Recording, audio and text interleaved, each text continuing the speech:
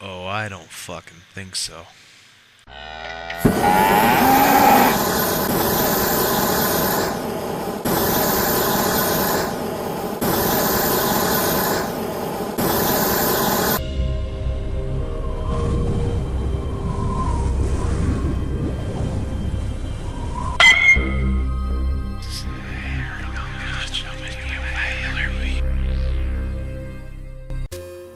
Welcome to Straight Up Reviews, where there's no bullshit beyond the start. While ST is figuring out what the fuck just happened.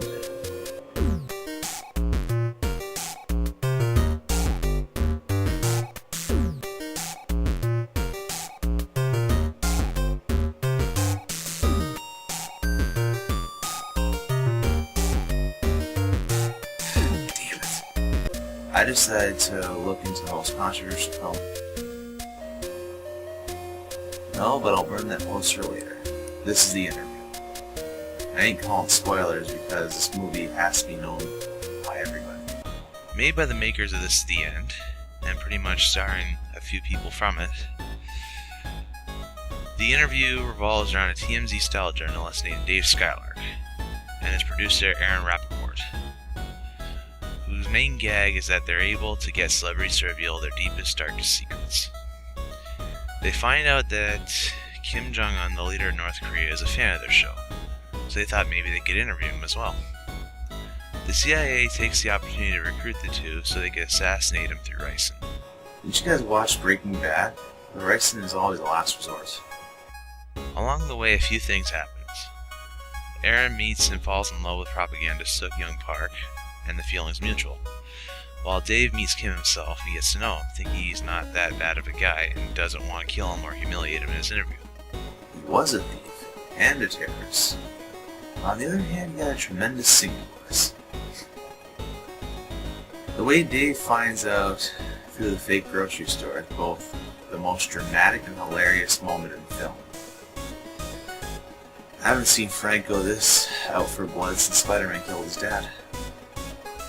With the plan of the ricin being a total failure, the three decide to use their talents to humiliate and kill in the old-fashioned way.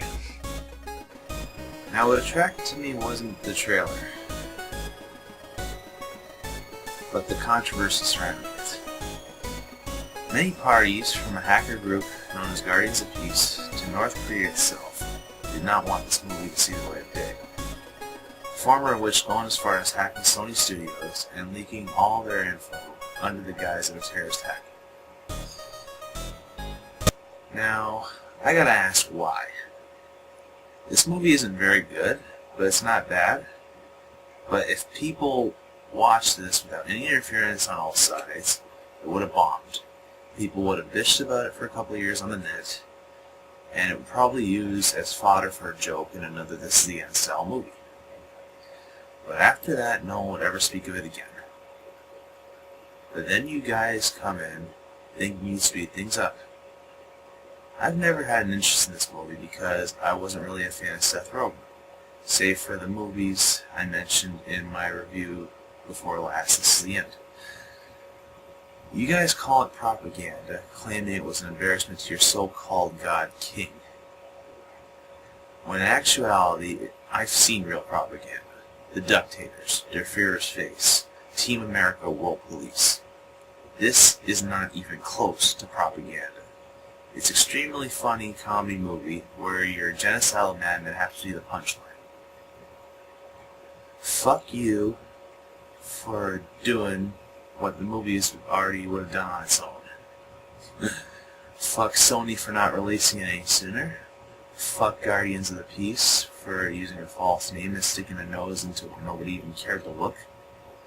But most of all, fuck you, Kim Jong-un. If it's one thing this movie taught me, is that you may have fooled your country into thinking you're some kind of Chuck Norris, but in real life, you are a whiny little daddy's boy bitch who compensates with nukes and can't even take a joke when it's at your expense. I'm not even going to end this way, and fuck this. I'm out.